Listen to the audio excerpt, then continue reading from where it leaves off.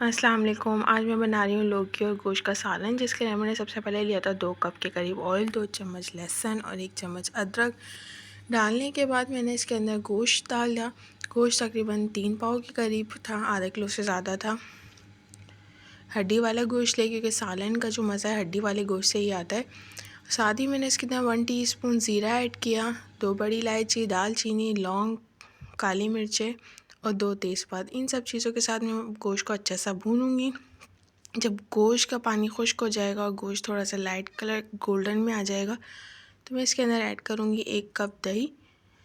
दही को अच्छे से मिक्स करने के बाद हम इसमें ऐड करेंगे टमाटर और प्याज की प्यूरी, क्योंकि हम शोरबे वाला सालन बनाएंगे, जिसके लिए मैंने 2 बड़ी प्याज, 3 टमाटर को अच्छा सा ब्लेंड कर लिया है।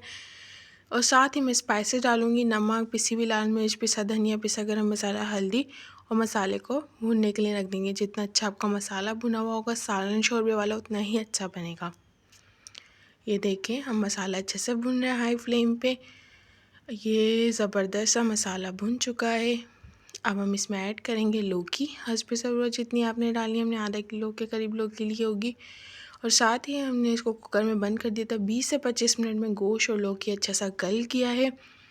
शोरबा आपने पानी जितने अपने हिसाब से रखना है उतना रखिएगा। लास्ट में धनिया और हरी मिर्ची डाल के सर्व करें। वीडियो अच्छी लगी हो तो लाइक करें, शेयर करें और कमेंट में ज़रूर बताएं आपको ये वीडियो कैसी लगी।